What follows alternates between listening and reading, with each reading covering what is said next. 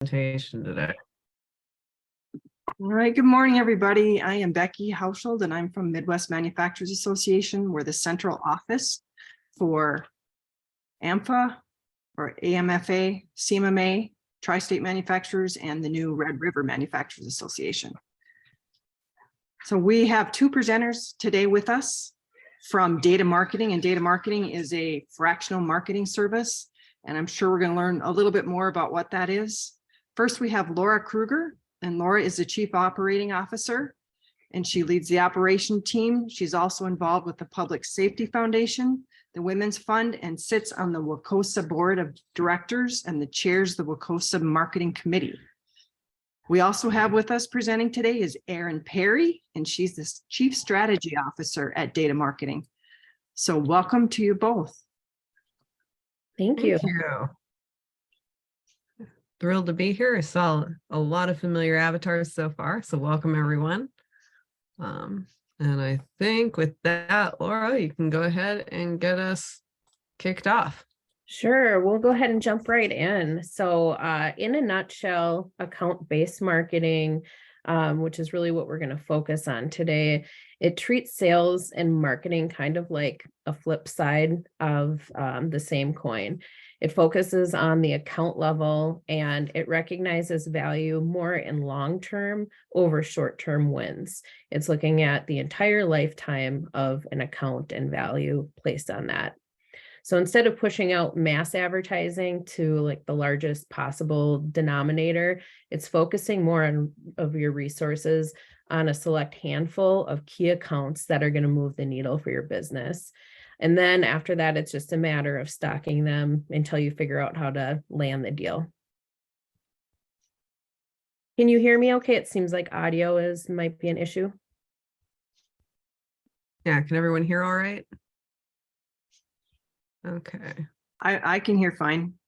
Okay. Anybody else? All right. Looks like mostly good. Okay. All right, we'll keep going then, but let us know in chat if any issues do pop up. All right, account-based marketing is also not new. It just has a new acronym and has received new increased attention in the past few years, essentially because marketers have to make everything sound a little more complicated than new than it actually is. Otherwise, you would think that we weren't doing enough work. It's a very common sense approach to marketing big ticket B2B purchases. So the people who are the best match for an ABM approach have buyers who are a smaller segment of the population. So most of the population would not be a qualified buyer for them, would have no need for their offerings, no sense in serving those people ads or talking to them about your solution at all. And your product or service can't be transactional. It needs to be something that's a bit bigger stakes, something that usually requires configuration, some level of discovery during the sales process. And usually it's the type of product or service where you have to build a lot of trust with the prospect before closing a sale with them or even asking for a sale with them. Those are kind of the hallmarks of who is the best fit for an account-based marketing strategy. And that's kind of contrasted to what most of us probably have read the most about in marketing over the previous years and where all the attention kind of goes, which is this traditional mass marketing. I call it the mass market spray and pray approach that's really identified with B2C goods marketing. So that's the standard in education in college. That's what they'll teach you about is here's how Kellogg sells more cereal. That's usually a strategy that sees a lot of spend in brand awareness, not much actual outbound sales activity to the end consumer, a lot of automated nurturing, especially as we've gotten more digital and we've seen more SaaSified products being sold direct to consumers. This is a very hands-off approach to marketing that focuses on getting the most people in the funnel and then closing just based on a numbers game. ABM kind of flips that on its head. It narrows the focus first and says, okay, who are the right customers for us? Who are all our possible customers, just who are the right ones, who are the ones that are going to move the needle the most. And then from there, it grows the potential of that list versus starting with a huge number of people and winnowing them down to kind of the final buyers. So The rest of the presentation will break these steps a bit more down for you. We'll start with what makes a right customer. And we'll have points in the presentation where we ask you to interact as well. So let's start diving in. Awesome. So account-based marketing, to Erin's point, is just what it sounds like. It's account-based. The first step is really understanding what customer accounts are your best fit. And this is going to be a very individualized approach. Most businesses actually get their start without really having a tight target for their customer. And typically what we see is that the work that comes their way, they take in, and then they expand their service offering based off of what their customer needs are that arise kind of organically. But there's a time where you're going to really want to switch that and, reach a scale where you can become more efficient and grow profitably. You want to push the needle on where you want to grow instead of being reactionary. And this is where you have to narrow down your focus on what you really do well and who you do it best with. So your customers have to look alike in some ways, or if they don't, you have to have fewer customers, but then you have to charge a lot more. So your ideal customer profile should be based in the reality of who your best match is today, and it should be grounded in facts. So that should actually look like a simple bulleted list. It's going to have some attributes that you can find data on, and it's going to have a layer of some soft stuff like psychographics, needs, motivations, that type of thing. So we would typically start with your current customer list, export it from your CRM. You're going to narrow down that list based off of your top customers. Profit's the easiest indicator, but it's not the only thing to look at. If it's a profitable customer, but they're only buying one product line and it's not your strength or where you want to head as a company, then it's probably not your ideal customer. Or if they're a profitable customer, but maybe they've made your adult employees cry, also probably not an ideal customer either. You want to make it a team exercise. Everybody should have an opinion and some input on what the ideal customer looks like, from sales to marketing through operations. When you're making this list too, you want to be really careful with labeling your customer lists. Just remember that notes on customers should be documented as though the customer someday might actually see them too. Yeah, general best practice there. A quick note on CRMs. That was something we mentioned real briefly there, but if you're going to have a mature account-based marketing process, you're going to need to have a very solid CRM discipline within your company already. So quick raise of hands for those of you who's using a CRM today. Let's see. I see one hand, two hands, one of three hands, four hands. Oh, that one's clapping. The clapping hands, that means they're really using the CRM. Okay, so we've got pretty good CRM adoption. So quick public service announcements on CRMs. They don't need to look like the stock photo. I love stock photos of boring software because they try their hardest to make them look interesting, and it looks like something from like the Matrix, and you're like, that's not what my day-to-day office experience is like. So they don't need to look like that, but you need to have a CRM. That's the first level. And then second level is they need to have actually useful data in them. Kelly, you got a scared face. What's going on with that? Okay, that disappeared. Throw in the comments if there's a comment.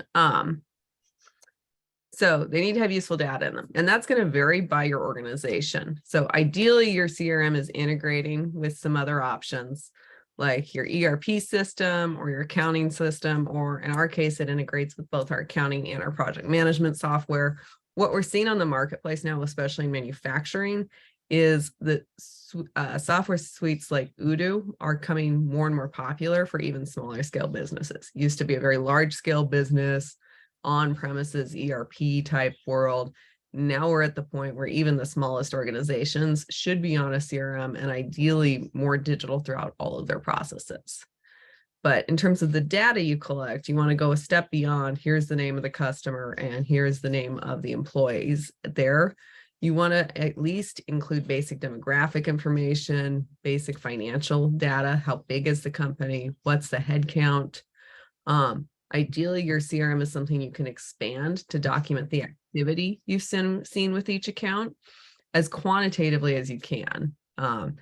The closer you can be to here is a data sheet about our customers that we can compare across all our customers versus here's individual notes and an individual custom configured profile per customer, the happier you'll be. But on the flip side, you also don't want to do custom field crazy. Kind of nothing's more frustrating than, you've updated your CRM to have all these custom fields, and a year later you're looking at it and absolutely none of them are being filled out, or they're not filled out consistently. So CRMs are a balancing act, but you need to be thoughtful about how you're collecting the data, how you're using the data, and it should evolve over time. And then Kelly, is your hand up for a question there? Okay, we'll keep going, but let us know. All right. So go ahead, join on slido.com or use the QR code here. And we're going to do a quick little audience poll in terms of how would you rate your own CRM adoption at your company? And this is just to kind of see where we're at as a group. So scale of 1 would be, what's a CRM? We don't have anything. I've got these neat Post-it notes.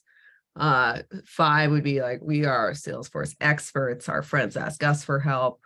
We practically resell it. And my friends are always asking me how to fill out their CRM. Okay.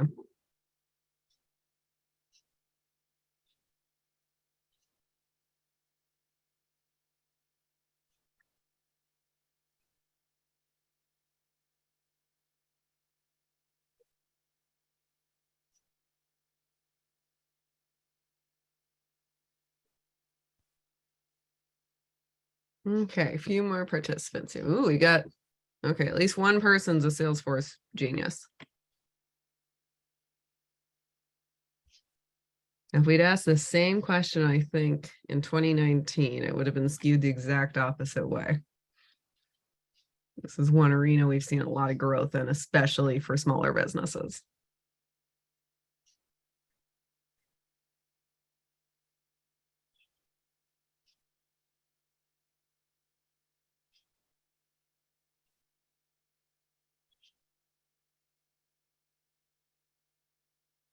All right.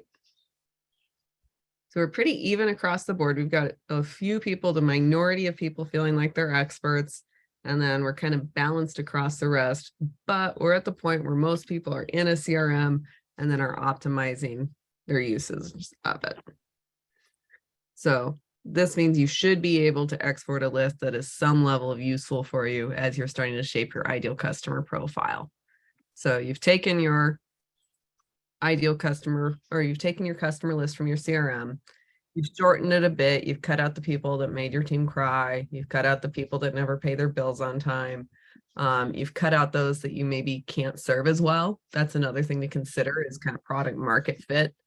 But then from there, you're going to start to look across the group to see what other similarities and correlations are there that might not be immediately obvious. So it could be as straightforward as something demographic. Are larger customers easier to work with or harder to work with because their sales and procurement processes are that much more convoluted? Do customers from one industry segment perform a little better or close faster or work with you better than customers from another industry segment? Or it can be as fluffy as, these customers are really laid back and have great senses of humor. We'd love more like them. These ones, we have to wear ties on Zoom to talk to them. So that's a little at odds with who we are as a company. It can be things like that. But you do also need to be weighing, what is their need for you and how do they value you? If you closed up shop tomorrow, who's going to be the most impacted by that and would miss you the most? These are the sort of things. You have your CRM export file. Now you start to append these data points and layer more information on top of it so you can continue to sort and filter down. So now once you've got this final list of your great current customers, the ones that you would take just tons more like, that final list of ideal current customers is the starting basis for the account-based part, or for the account part of account-based marketing. That's your first list of accounts. The next step is taking that list and figuring out how you can use it to find new customers that behave like those star customers. And this is going to take some judgmental balance too. To focus further, you might just need to make some calls, like prioritizing an industry above another industry because of what you know is happening in those segments of the market, and kind of if there's disruption or supply chain issues or other third kind of outside factors that might make one industry worth more to you than another. You also do want to keep in mind diversity of revenue. You don't want to put all your eggs in a very specific small basket that could be disrupted quickly. So you'll probably ultimately end up with a few buckets of customers, but the number of those buckets should be proportional to your size as an organization and your ability to serve that many segments. If you have 10 customers and 10 buckets, you're doing it wrong. So here are some examples of items you might look at when you're analyzing your customers and determining who would make a good customer for you in the future. And then here's an actual example of our ideal customer profile. So this is a work in progress for us. It's evolved a lot over the last year even. All of these things should be evolving, living documents. But we know that if a company fits this criteria, statistically, they're pretty likely to be happy with us, and we're pretty likely to be able to really help them. At that revenue level and employee count, we're a really competitive alternative to hiring more staff internally for them. The services that we've built processes around are a best fit for organizations like this who sell a high value product to a fairly specific customer. So the data bears out current customers that look like this are happy with us. These are the customers we target with our sales processes.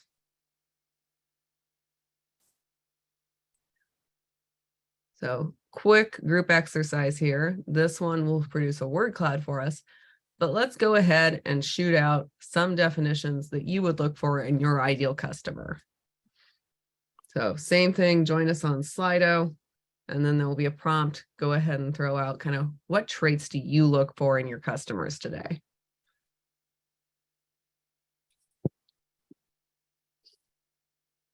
Respond. Oh, that's a really good one. That impacts a lot.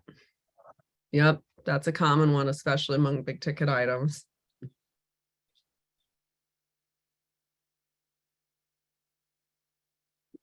A lot of companies who are a fit for account-based marketing have to do a lot of problem solving with their customers. Employee count, yep.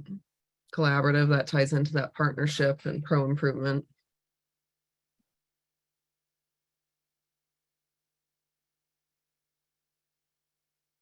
Yep.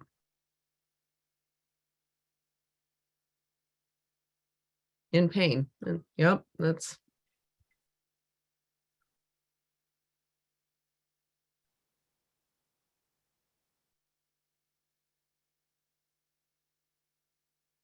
like that.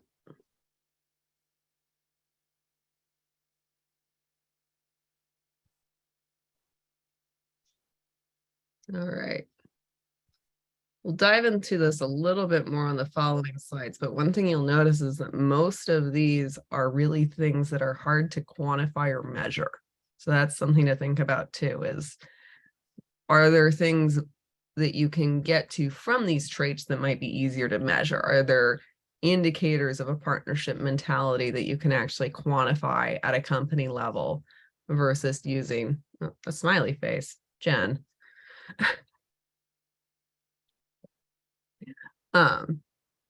So think one level deeper on these. If it's a softer thing like responsiveness, is there some way you can measure that early in the process or look for signs around it? But we will come back to this in a little bit. Nice. All right, So, yeah, we've talked a little bit about using existing customers to do research on and identify what your ideal customer profile looks like, and then building a list for new customers. But you also need to build out your list and prioritize your existing customers and order to build out account-based marketing strategies for them.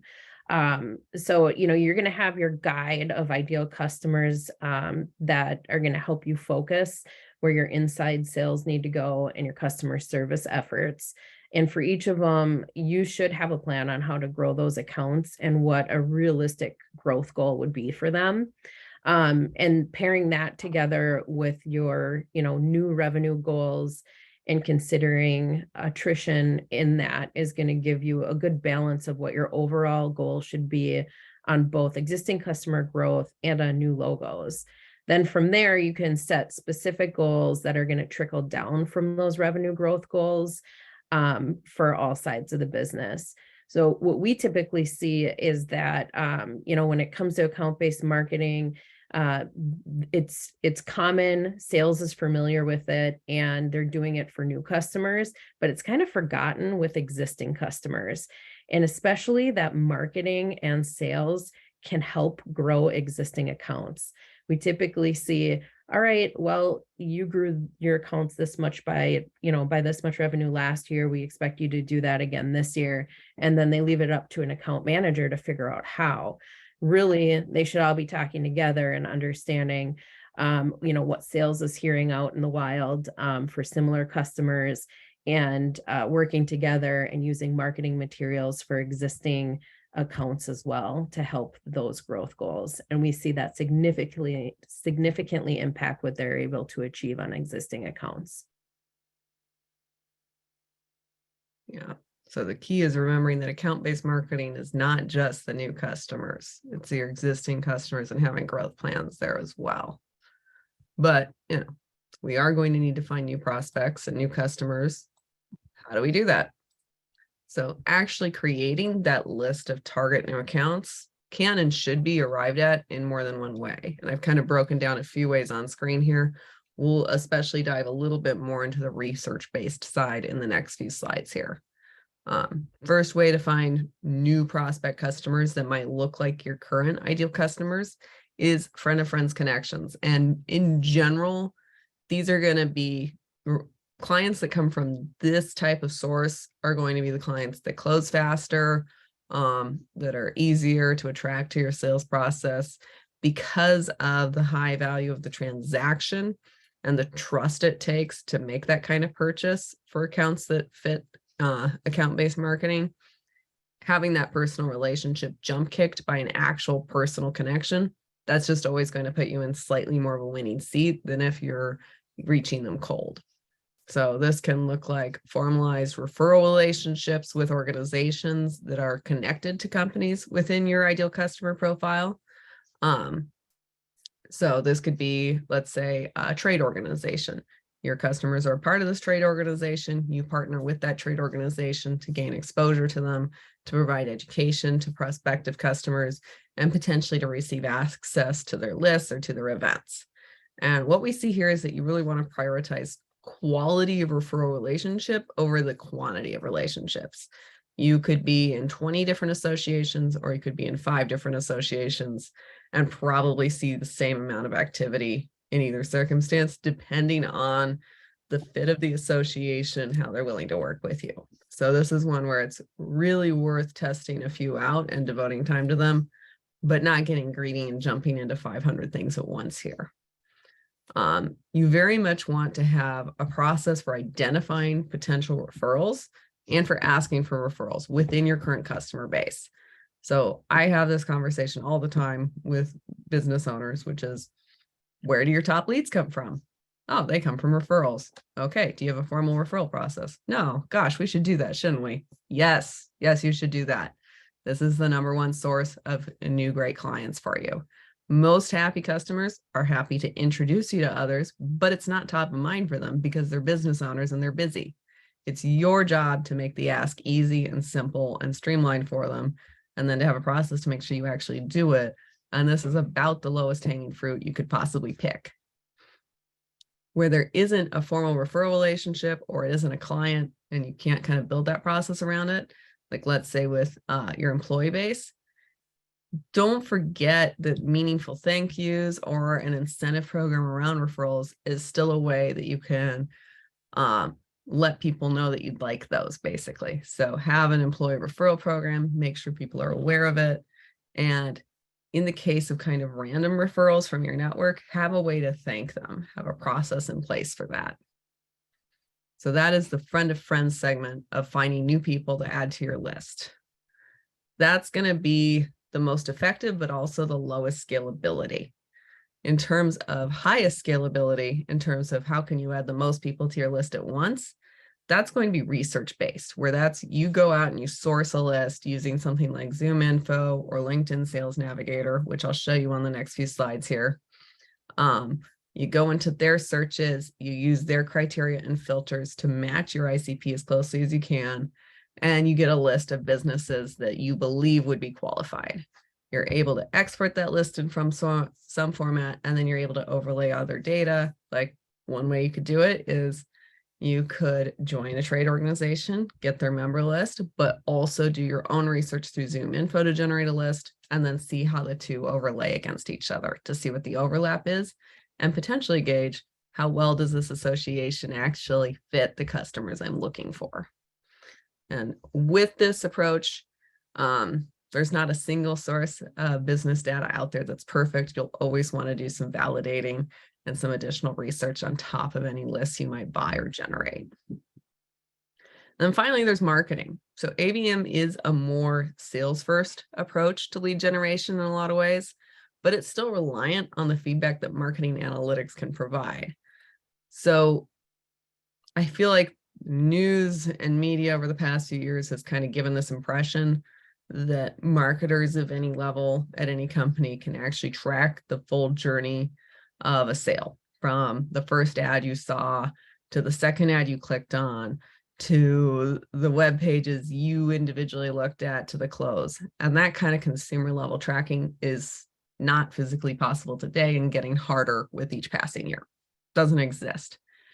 But you do want to be able to measure and trace specific touch points in your marketing to see how different marketing efforts and sources result in different types of leads. Not every marketing lead is going to be an ideal customer profile match, but some will be.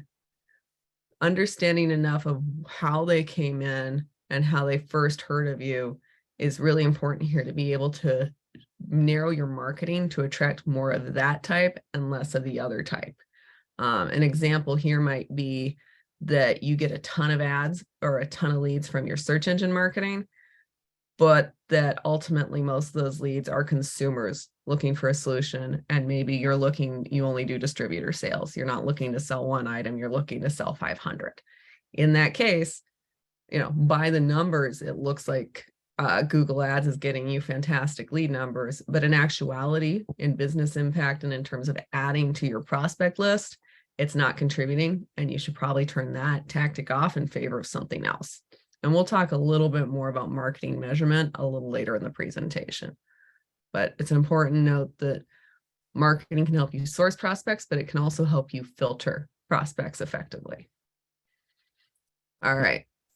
So with that, I'll actually walk through very briefly 2 platforms that we've used ourselves to go and find new prospects. And with business data available the way it is today, and everyone being able to build a scraping robots in their spare time, there is probably tens of thousands of different solutions to source a list of prospects. Just depending on your search, and I mean, you probably have 5 emails in your inbox now trying to sell you some kind of customer list. These 2 solutions we have found to be pretty reputable. They do a good job of gathering business data. They do a great job of filtering business data. But again, no list is perfect. So first one I'm going to hop into is ZoomInfo quick. Is anyone familiar or using ZoomInfo on the call today? Anyone have any experience with this? Okay, I'm not seeing a yes, but we'll go ahead and we'll start the company search with an advanced search. So you see you've got 2 levels of filter. You've got contact level, and then you've got company level primarily. And those are the 2 different ways we kind of sort customers. So most of the time with account-based marketing, an account would be a company and contacts would be the way you get into the company, but you would start at the company level as a target because we're targeting B2B. So let's say company level, I have the following option. I could just enter the name. That's more if I'm doing research on an individual company. I can do industries, which is one of the more useful ones. So let's say I serve,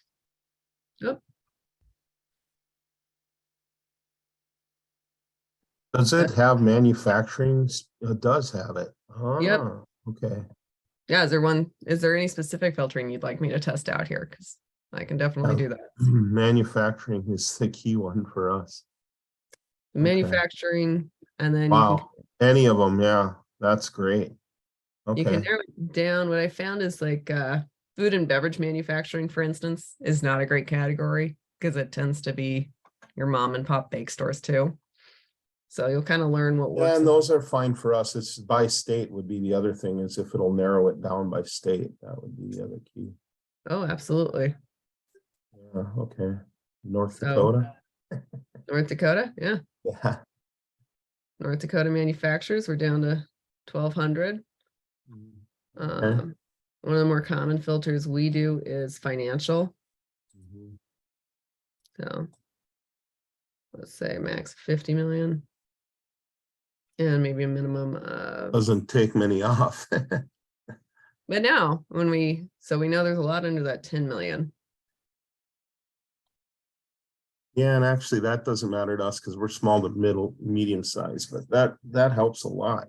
This is neat. We've been looking for something like this. So Z Sales OS, huh? That's Zoom Sales. Zoom info. Okay. Zoom All info. right. Thank you.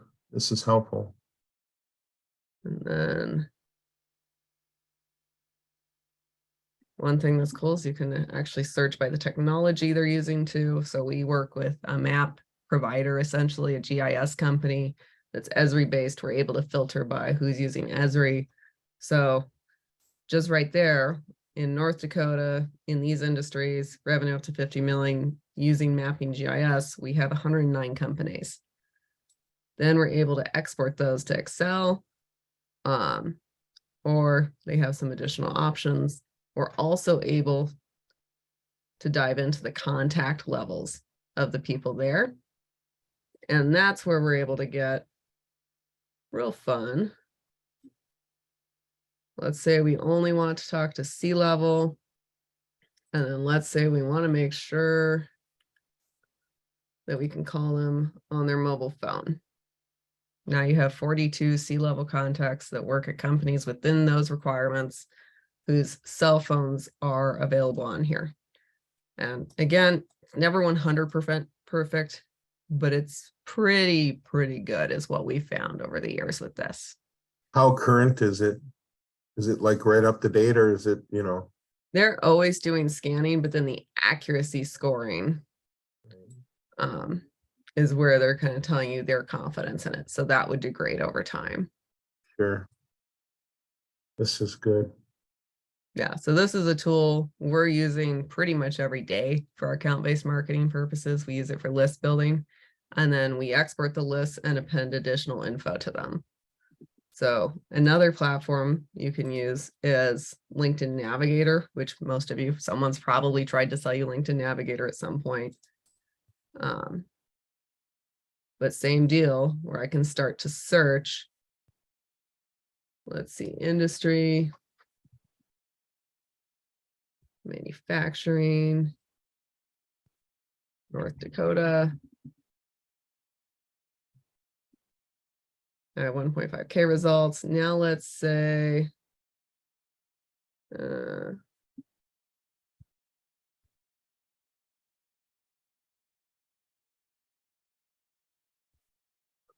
I want to see people there who are in my first degree and second degree connections in the manufacturing industry in North Dakota. Now I've got 639 results of people I could likely get pretty well connected to in that geo, in that industry. I could filter it down further. One very neat thing that LinkedIn has to offer is this team link connection, or if we're subscribed to Sales Navigator, I can send a team link membership to members of our team at DAYTA.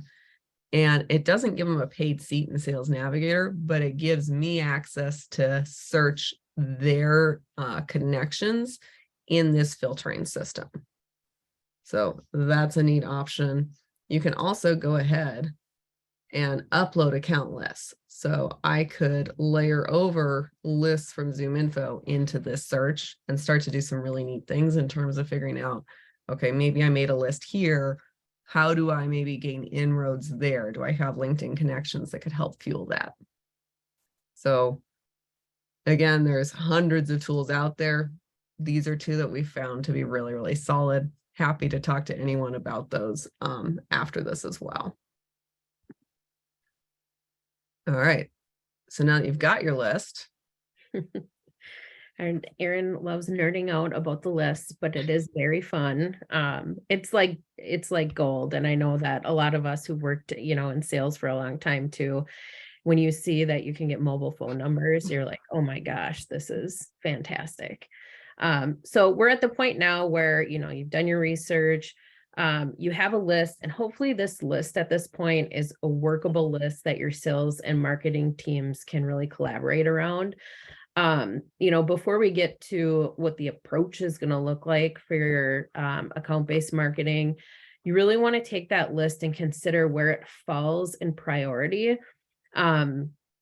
There's basically 3 different types of account-based marketing that fall, under strategic account-based marketing. This is kind of the top tier. This is like your one-to-one. I help with this a lot at DAYTA and manage these programs with a few of our accounts that I work directly with. And these are, key existing customers that we work individually with, and we determine how we can add more value for them over time to support their business goals. And this is, growth marketing with organizations that is entirely custom to them. Sometimes it actually feels like I work at these companies where, I really understand their revenue goals, and you have to be able to build out a successful plan here. But this is the really fun part, and the ones that you want to prioritize, because this is what you're working those relationships up to try to get to the point where you can help their business, and it and they know it, and then it's just a matter of attack. The next level here is account-based marketing light, and these are more programs or marketing communication that is going to be directed at smaller clusters of organizations. So not the one-to-one, but not like the, widespread approach either. So this could be as simple as identifying which existing customers are a good fit for maybe a new product line and targeting them. You would do a catered campaign using what you know about that, that group similarities, and then customize your approach to them. An example of this might be going to an industry specific trade show where that there's going to be groups of people who are interested in certain products at the trade show, but you might not have a list of exactly who you're going to speak to. You might not have meetings set up, but your sales team is going to be armed with materials and talk tracks to talk specifically to that group at that show. And then the next one is the more broad approach that is called programmatic account-based marketing. And this is really enabled by that list buying and list building power of the databases that Erin just talked about. This is the ability to amass large lists of your likely ideal customers. The downside of this segment is that, as the larger it is, you lose that individualization. So you might be targeting 1,500, 2,000 businesses that are in your target, but it's going to be more of a templated approach and less of, the strategic account-based marketing level. The goal though is to work your way up through the levels as the relationships build. So if you take a step back with your marketing and sales teams and you say, okay, here's the folks that we have right now that we consider in our strategic account-based marketing segment, that's what you want to prioritize. And then you're going to kind of go down that list. Now, you've got your list, you know what the priorities are, and I'll hand it over to Erin to talk a little bit more about your approach. Yep. So like Laura said, you've got your list, you know who you're targeting and you know how you're prioritizing those accounts. The next step is to actually plan, what are we going to do? And you need a step beyond thinking full funnel. Your marketing efforts, because we're talking about retaining and growing current accounts, your marketing plans and strategies need to be full circle. So at DAYTA, we use our own data loop framework to map out tactics based on what makes sense for each stage of the customer's decision-making process. So we can split individual marketing tactics like webinars, email, cold outreach, and calls from business development. We can split these tactics across the channels, campaigns, or in this case, the teams and roles that impact that customer decision-making process. And that gives us this comprehensive view of our marketing strategy and our customer's experience stacked together. So here is what that would look like. This is a simplified hypothetical example of this same loop, but in action. We've got our 6 stages of decision-making across the top. And then the second row here is the client row, where we're kind of at a very generic level identifying the decision points they're going through and what that journey looks like. Followed by that are the internal roles at our organization and all the things they're doing to enable, to make this easier, to help this go faster, basically to help the customer arrive at the right choice faster. Every tactic we do is aimed at this journey. So this example, again, it's very generic, but in reality, the more you understand how your customer shops and decides, and the more you cater to that desired experience through the tactics and processes you adopt across your organization, across every team, that's going to be what impacts, do they enjoy working with you? And do they recommend you to others? And does your revenue grow? That's what the equation comes down to. Do you make this process easier with your activity here? So these rows define ownership of the tasks and tactics that go into building the customer experience. And this big picture view lets you spot gaps really easily. You could see that, I don't know, maybe there's some more we could be doing here in research and comparison. Maybe that seems a little light with the information we're giving our customers, given how complex the decision they're making is. It lets you figure out process flow internally and externally, because you start to see handoffs and you start to see where customers could kind of fall through the cracks or where the process could get a little messy. And maybe most importantly, it lets you put a why behind your marketing activities. Marketing waste isn't a thing that gets talked about a lot, but it's something that we see has a tendency to just kind of build up over time in organizations. You start doing a marketing activity and then you put that marketing task on repeat and then you don't think about it much and it goes on for years.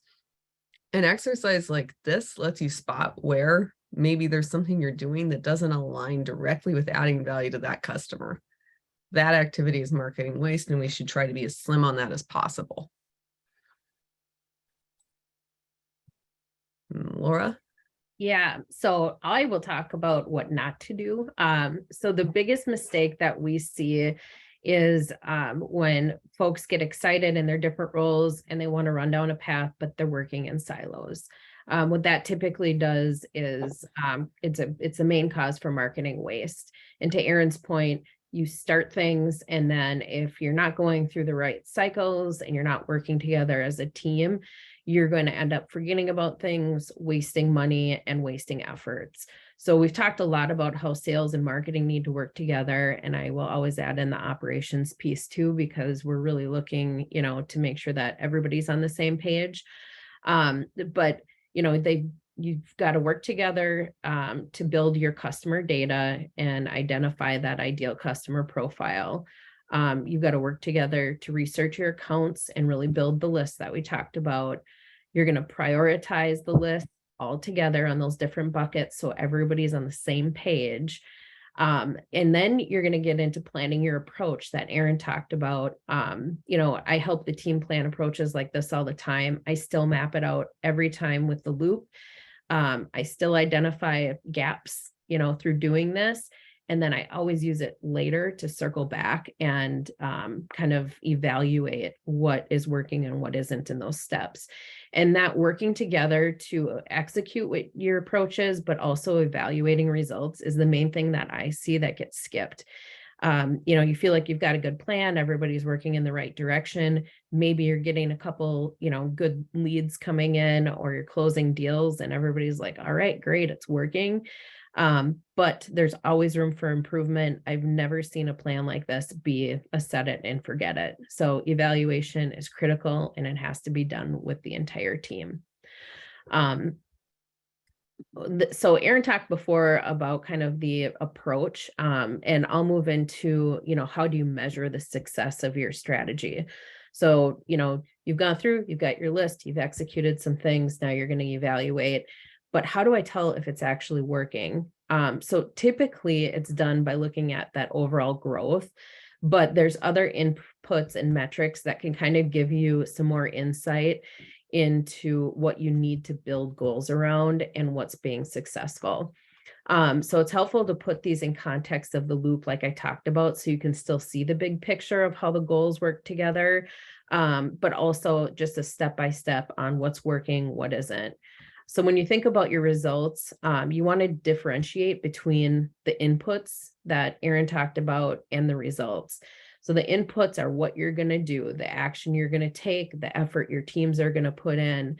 And that's going to be to generate the results. And the results are different than the inputs. So you're building your understanding of two different things. What effort is the most effective?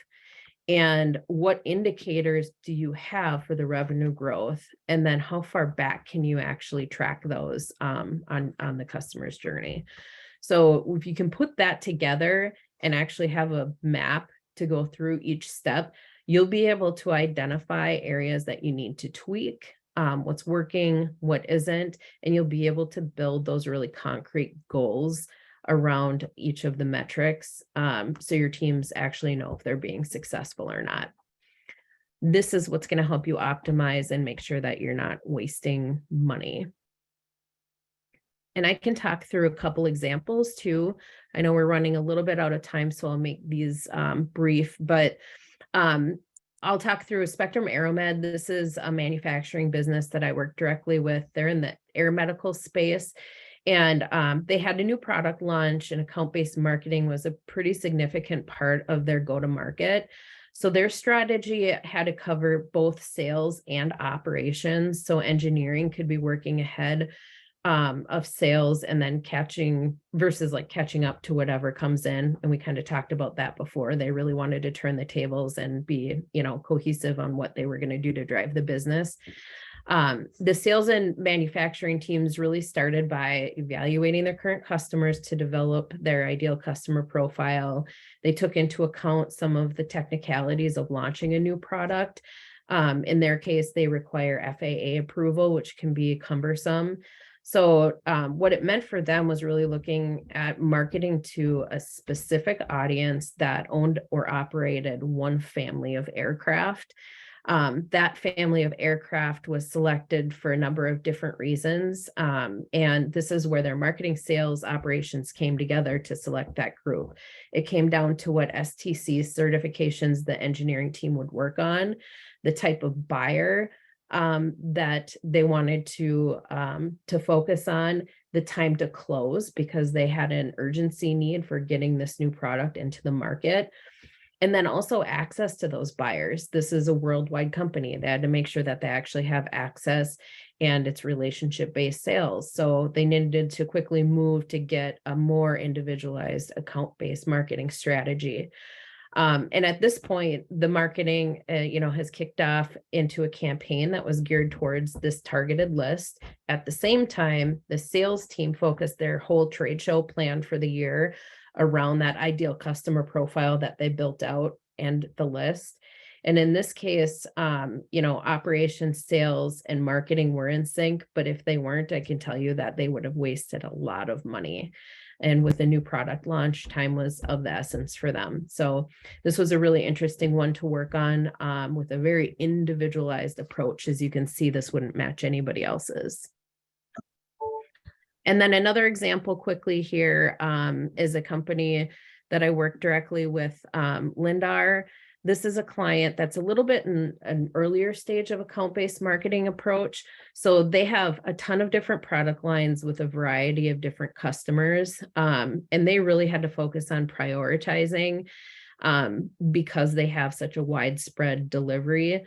So in order to do that, they broke their revenue goals up into different categories for each segment of their business. And then they focused on driving the revenue in ways that would increase their long-term revenue for the company and diversify their customer base.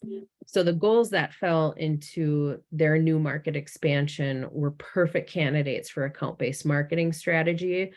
And in this case, instead of identifying, lists of their ideal customers, they selected 5 major retailers as their target market, and they developed a unique plan for each one of those large retailers. So this is that very specific, top of the pyramid unique list. And every single player on their team, from sales, marketing, operations, knows their role in the plan and what success looks like. And they have plans to circle back and evaluate along the way to make tweaks. I'm really excited to see where this one heads. All right. So to wrap up today, here's the few big things to keep in mind if you're pursuing an account-based marketing strategy. You got to keep the customer at the center of your strategy and individualize to them. Ultimately, this all comes back to who is that prospect customer? What do you do specifically to get them in the fold with you? You need to think and act like a team for that customer versus thinking and acting like totally separate business functions that have nothing to do with each other.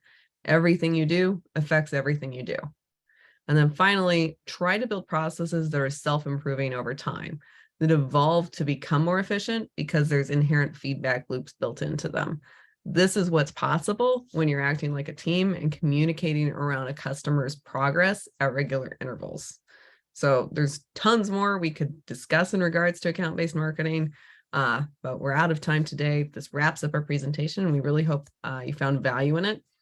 We'll go ahead and take questions at this point, and then you're always able to reach out to us via email if you have further questions or want to discuss ideas.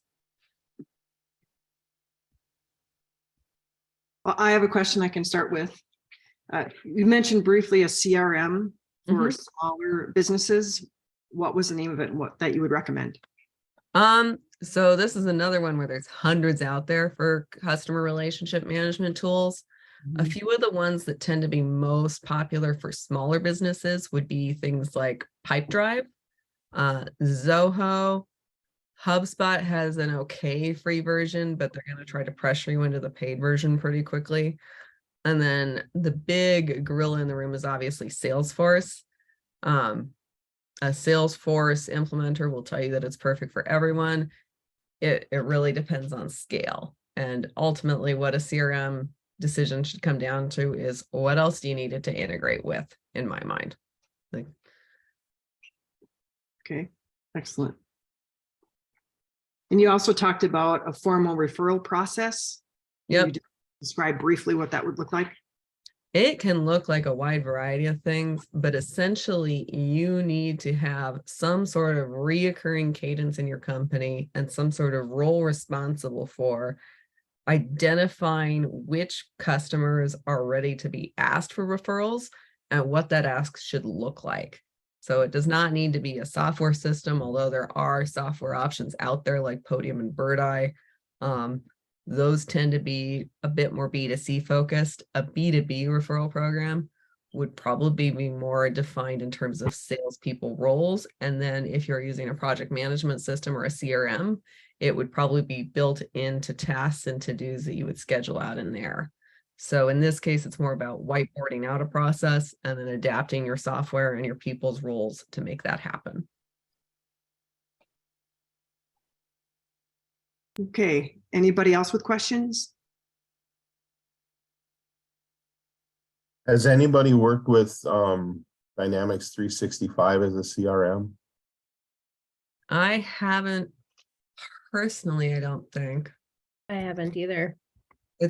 I mean, I've heard of it. It's a solid one. I just haven't personally done anything with that one, but it would be well integrated. Yeah, it's well integrated, but the data that we have is from 2016. So it's, after COVID, a third of the companies that I try and contact are out of business. and other ones that have started since then, we don't have good records on. So that's why I really liked what you're showing me with the Zoom sales or Zoom info and then LinkedIn stuff.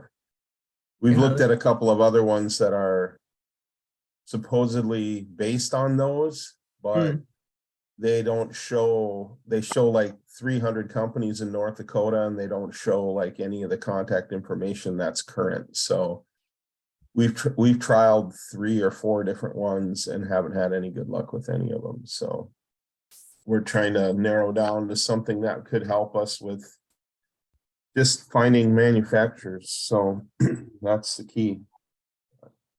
Yeah, no, Zoom info is not cheap, but they're good. They've got Okay. they've got quality data. Our sales team has been happy with the exports from there. Okay, thank you. Sam Romaine, love HubSpot. I do hear good things about HubSpot. It tends to be very straightforward. It's kind of a clean interface, and Is that a CRM or is it a? so HubSpot's primary product is the CRM, and then they have a whole suite of marketing, sales tools, and they're trying to get more in the operations world. Okay. And they've been adopting a lot of account-based marketing education and building that into their software suite as well. They're very focused on that recently.